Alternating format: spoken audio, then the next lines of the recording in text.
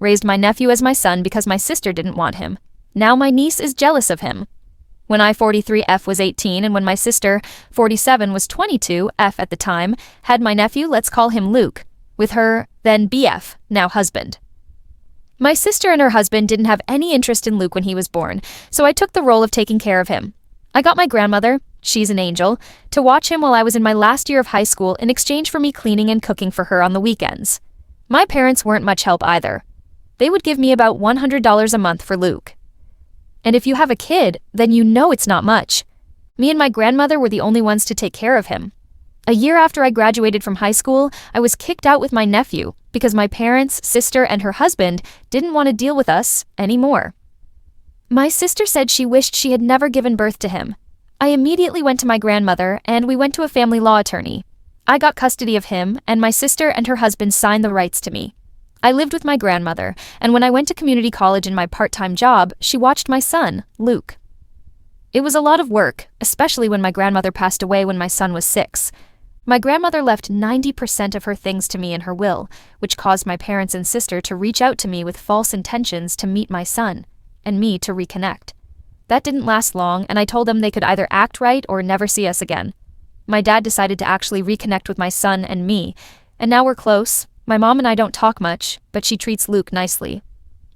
When Luke was 8, both me and my sister became pregnant, and that's when my sister decided she wanted my son back and started to tell him that me and my husband wouldn't love him anymore once my actual son came along. My husband met my son when he was 5, and we were already together for a year before he met my son. My husband treats Luke like his, and we got married when my son was 7 and adopted him when he was 9, with my son's permission. We found out that my sister was saying this when one day he broke down crying, asking us not to leave him after we told him that would never happen. He explained what my sister and her husband were saying. Luke knows that he's not my biological son, but he is my son. After that, I made contact with my sister and her husband again and did family therapy and individual therapy for my son. When I had my son, 1 pregnancy and 2 children, I made it clear that our love for him, Luke, didn't change. When my sister reached out about 2 years later, I decided to go low contact with her with the okay with my son and husband. My husband and I live comfortably, while my sister and her husband struggle sometimes financially. My kids did extracurricular activities, got the presents they wanted, and went on one big family trip in the summer. While my sister and her husband couldn't afford much, so when my niece was around 9, my sister started making comments about how I needed to pay for this or that for my niece, but I told her it wasn't my job. I gave my niece the gifts she wanted, took her out from time to time, but nowhere near how I would treat my kids. Now my son, 2nd, is turning 17, and my husband and I were talking about getting him a cheap starter car. We did the same for Luke when he was 17. My niece is also turning 17, and apparently, my sister told her she was going to. The thing is, my sister can't afford to buy her a car, so she asked me to, but I told her I wasn't going to buy her a car. That I didn't promise her one, and that it's not my job to get her one. My sister then got mad and didn't talk to me for a while. When my son's 17th birthday came around, we surprised him with a car. My niece then called me a couple of days later, screaming and crying, asking me why I hate her and why I can't treat her the same as her brother. I calmly told her things were different. Her brother is my son while she is my niece. I'm her aunt and nothing more. As an aunt, my job was birthday and Christmas presents and showing up when it mattered. That was it. Her brother will always be more to me than she'll ever be. Then my niece started yelling at me again, telling me that I was being unfair, and hung up. My sister then called me to berate me about how I needed to do more. I told her if she hadn't promised a car to her or my money to my niece, no, this wouldn't have happened, and it's been a couple of days and I'm getting calls from some family and some of my sister's friends calling me a bitch and some other things. I do feel bad because my kids did grow up with more, and I guess I could have helped more. Update. Thank you for the advice. I appreciate everything everyone had to say. First, I want to set something straight. I never let my sister hurt my kids like some of y'all think. The low contact was for my niece, and that's all it was. When birthdays were coming up, we would talk about birthdays or holidays. The conversation would consist of when I would pick up my niece, let's call her Emily, how long I would keep her, and when I would drop her off back home. My sister never kept my kids, never been to my house, and never talked to them without me or my husband present. Now, another reason for the civil relationship with my sister is because Emily and my second son, let's call him Justin, went to the same school. So any type of school event that was going on, my sister was there. My kids and niece had a good relationship before the car situation. Justin and Emily had a close relationship, and Emily and Luke had a friendly relationship. I always made sure my kids were happy where my sister was in their life, which is non-existent, except for some school events and some big family get-together. Update: 2 days after Emily's call, I decided to call her to meet up with her. We decided to meet at a park that's a few minutes away from my home. When we met, Emily seemed normal but a little bit tired. I told her I didn't mean to hurt her in any way, but she needs to understand it's not my job because I'm not her parent. She said she understood that, but she was jealous that her brother Luke and Justin got everything that they wanted. I told her that first, Luke isn't her brother but a cousin. Second of all, they don't get everything they want. They work for it, get good grades, do chores, and stay out of trouble for the most part. I then asked her the real reason for why she was acting this way, and that she never had a problem before this. She then started crying, saying it wasn't fair that Luke and Justin get everything they want while she gets barely anything. That Luke lucked out in life by being adopted by my husband and I, that she deserves to have what my sons have. That she is my family, so I have to take care of her too. I told them that she was part of my family, but not my child. That I do love her, but she's not my responsibility. I then asked her why she felt so strongly about it. She said that even though her parents do take good care of her, she feels like she's just an obligation to them. When she sees how Luke and Justin were raised, she gets jealous because in her eyes, we don't look at the boys as an obligation. That we are a family that's always together and always works through problems and helps each other. Even though I stayed in her life and took her out with my family, she always felt jealous that she had to be the one to leave. That she felt second place. And since I took in Luke, I should take her in with no problem. I told her that while I understand her feelings, I'm not going to treat her as my kid. I didn't raise her, but I do love her, that it's her parents' job to get her a car or to help her get one. Then she got more upset, saying that I didn't care about her, and she left. I texted her saying that I do care for her, but I'm not her mom and it's not my job. After I got home, my husband and I talked and we decided to call my sister. I told her that my family and I were going full no contact. My sister then asked about how I was going to get in contact with Emily. I told her Emily is almost an adult. She can contact me if she wants. She then asked me if I was going to get Emily a car. I said no. I told her that it's her job. That she's her mother and needs to act like it. Emily needs her to be a mom, and hung up the phone, blocked and deleted her number. The next day I got a call from my mom.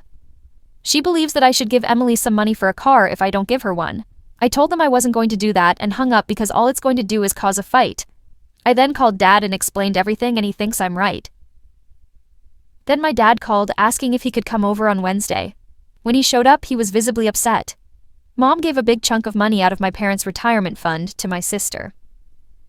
This has caused my parents to have a huge fight, which led my dad to packing a suitcase and staying in a motel for a bit.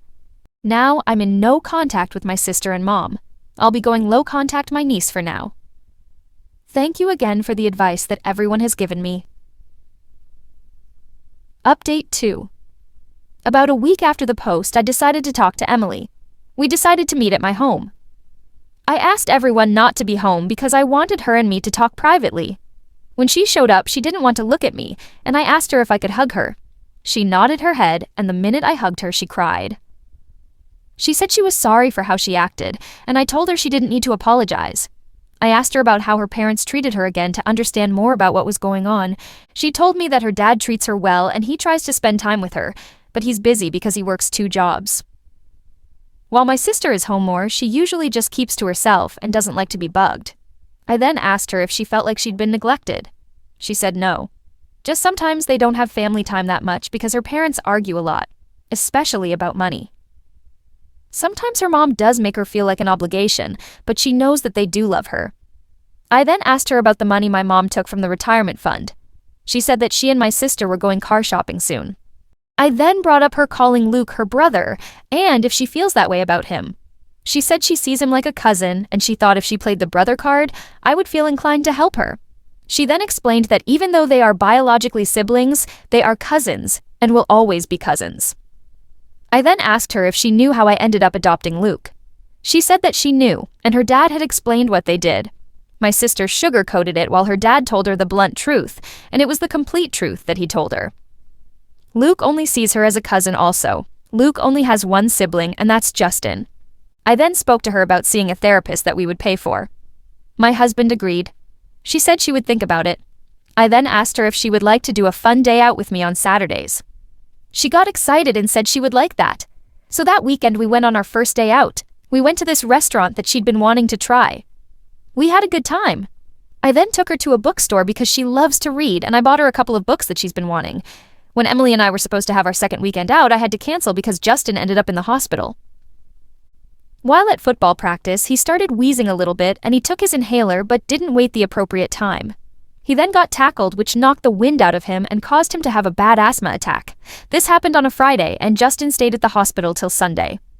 Emily and I were supposed to go out Saturday, and that morning I called her and told I had to cancel before I could tell her why she started yelling at me saying I never cared about her and hung up the phone. I tried calling her back, but it went straight to voicemail. Then I sent her a text saying that I didn't mean to hurt her, but Justin was in the hospital and that we could have our day next weekend. I never heard back from her. I gave up on reaching out to her after a couple of days. 2 days ago, my family and I were out for a family night when my neighbors called saying that they called the cops because someone was vandalizing one of our cars. When we got home, the cops were there and it was Justin's car. The car had scratches, little dents, and paint. There are 2 broken windows. My husband and I checked our security footage. You could see Emily and someone else vandalizing the car. My husband gave the video copy to the police, and Emily and her friend got arrested the next morning. My sister and mom came to my house screaming that I was ruining my niece's life and that if I loved her, I would drop the charges. My husband has admitted that we don't drop the charges, and Justin and Luke agree with my husband. A lot of people have asked Luke's view on everything, so I decided to talk to him. He said he's over everything, and it's best to cut contact with everyone, even Emily, because she's just like her mom. So, we are cutting contact with everyone except for my dad. Future cuts my insulin pump thinking it was headphones to prove a point.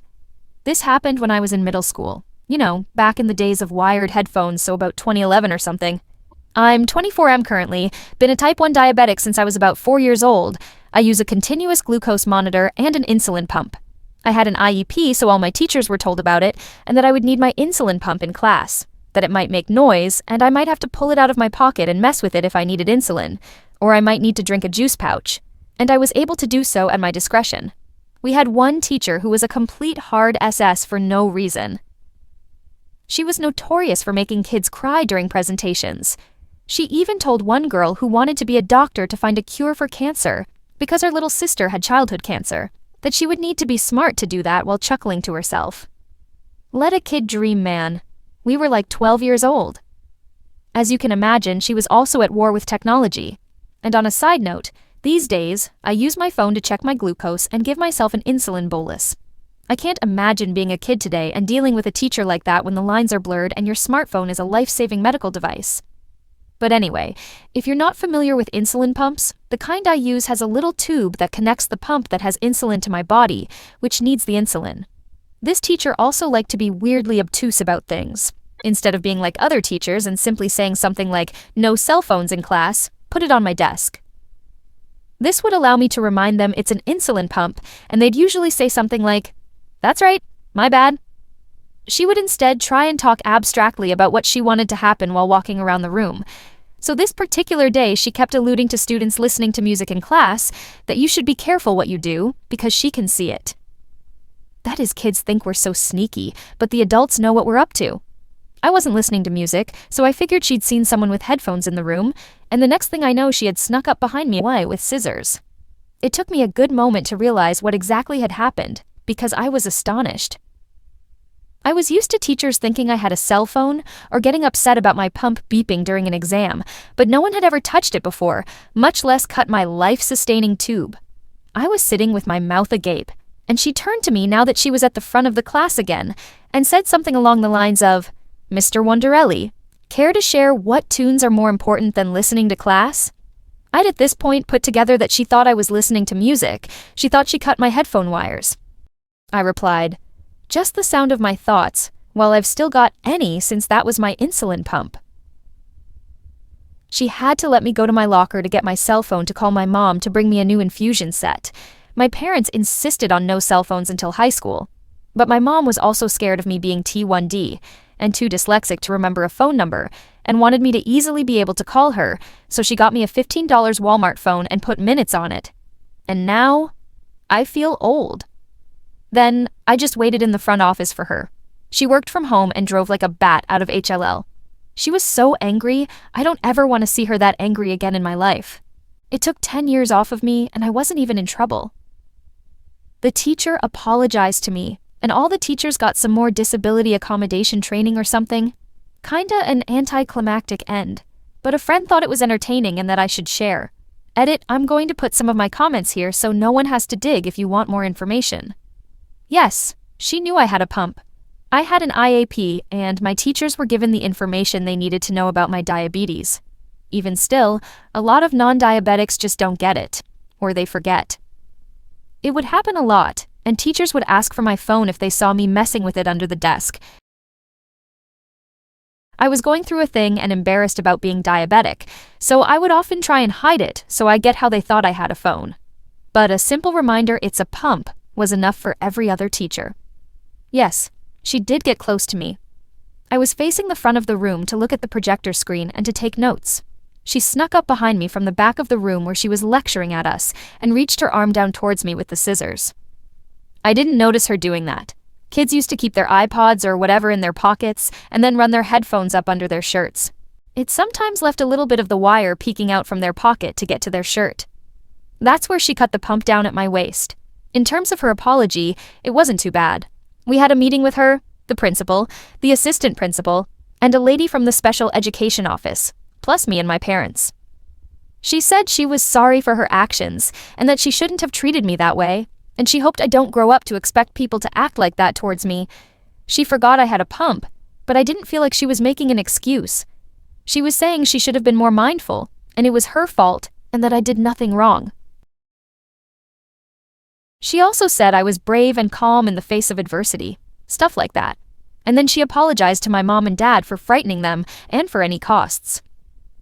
She offered to pay for it, but they wanted all the teachers to get more education about kids with diabetes, and the school had a nurse diabetes educator or someone come in to talk to the teachers. No, my parents didn't sue her or the school. No, she wasn't fired. Yes, I still had to be in her class. And yes, I did have extra supplies kept in the nurse's office, but I also just really wanted my mom at that moment because I was a kid. This was a tiny school and did a lot of backward things. They mishandled my learning disability as well. One year, one of my teachers was surprised my dad had mild cerebral palsy and thought it must be so tough for me to deal with that and would talk to him like he was 5 during student-teacher conferences. He's an engineer. Edit, when my mom showed up, I was sitting in the office waiting for her. I think it took her like 15 minutes to get there post-phone call. She asked me if I was okay and checked out the damage that was done. I could tell she was mad. Not with me. She walked straight up to the receptionist and just asked where the teacher was, and they phoned the classroom and had my teacher come to the office. The principal also came out. My mom ripped her a new one, but she didn't yell, though I honestly think that made it more terrifying that she was very collected. I don't remember word for word, but she said that removing my insulin pump was a violation of my IEP, not to mention that it is a medical device and an extension of my body that is keeping me alive, and that she would have the audacity to damage life-saving medical equipment was reckless and criminal. That type 1? Diabetes is no joke and takes lives that she should count herself lucky she didn't, the pump itself. And she let her know how expensive they are and everything they had to do to get me one. She's had years of practice having to argue to take food into places. They don't let you take outside food, or in the airport, that I can't take my pump through scanners, etc. She was very practiced at putting the fear of God into people, but in a way that they can't turn it on her and say she's being disruptive. Then she took me home for the rest of that day. Hey there, amazing people! Get ready to smash that subscribe button on the YouTube channel and hit the bell icon to turn on notifications. Thank you so much for tuning in. I can't wait to catch you in the next video. Stay awesome!